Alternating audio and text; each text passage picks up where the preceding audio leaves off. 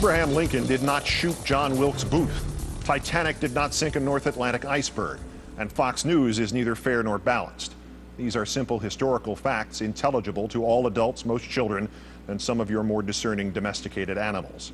But not, as the third story on the countdown proves yet again, not to Billo. Countdown presents Fact or Fiction, wherein we catch that bastard Bill O'Reilly lying again.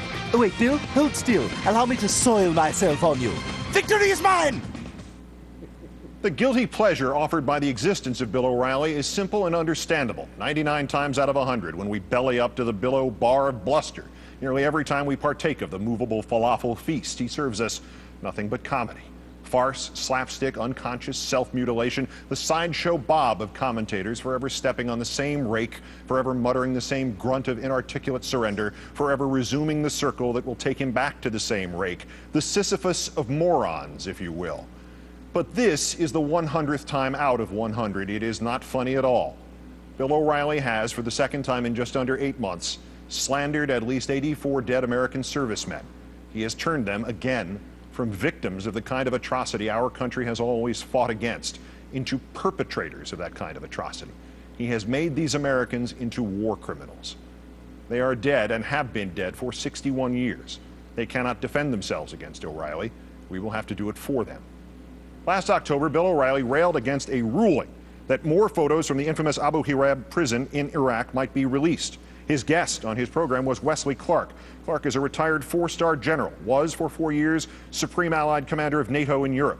First in his class at West Point, wounded in Vietnam, earned the Bronze Star, the Silver Star, and has streets named for him in Alabama and in Kosovo. Therefore, naturally, O'Reilly knows much more about the military than General Clark does. Clark defended the release of the additional Abu Ghraib photos, saying we needed to know what happened and to correct it. O'Reilly lectured him and concluded that there had always been atrocities, even by Americans, in war. Chain of command. You need to look at the Malmedy massacre in World War II in the 82nd Airborne. Did it. It was a remarkable mistake. The Belgian town of Malmedy did lend its name to one of the most appalling battlefield war crimes of the 20th century. But O'Reilly's implication that the Americans committed it was entirely backwards. Americans, most of them members of Battery B of the 285th Field Artillery Observation Battalion, surrendered to German panzer troops and were then shot by their captors from the SS. Yet O'Reilly had implied that the Americans had massacred these Germans in this one stark moment of the Battle of the Bulge. And he used this Alice through the looking glass view of history to somehow rationalize Abu Ghraib while trying to dress down a four-star American general. Still, it could have been a mistake. We make them, even historians do. O'Reilly had not explicitly called the Americans the war criminals of Malmedy. Our troops, too, were accused of crimes against prisoners in the Second World War. It was assumed last year he had simply made a foolish error, and though he got beaten up appropriately in some places, it was all largely dismissed as merely that, a mistake. Then came this Tuesday night. Again, O'Reilly's guest was General Wes Clark. This time the topic was the apparent murder of Iraqi civilians at Haditha. That O'Reilly was dismissive of that event should be no surprise.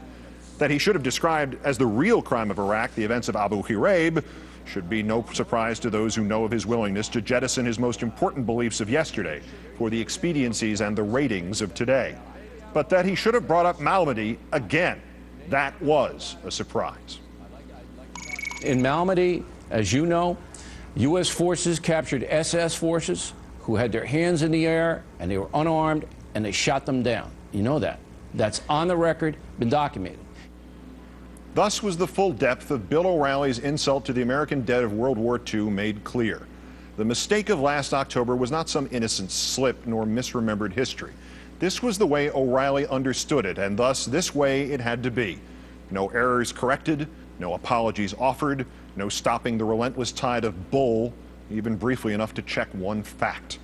The facts of Malmedy are terrifying, as described by Michael Reynolds in his painstakingly detailed article from a 2003 issue of World War II magazine. 1 week before Christmas 1944, 139 U.S. soldiers, most of them from the 285th Field Artillery, encountered the German Kampfgruppe Piper, the leading formation of the German 1st SS Panzer Division, one of only 2 German units in the entire war which actually carried Adolf Hitler's name. The Americans were overrun.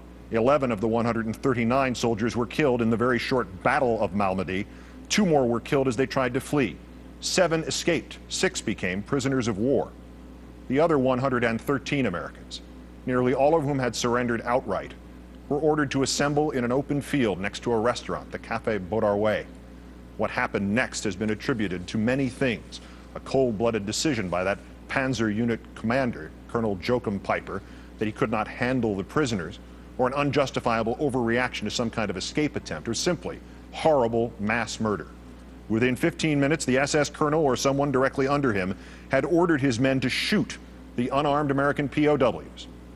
The bodies at Malmedy were not found until a month later. There were 84 of them, all American soldiers. More than half showed gunshot wounds to their heads.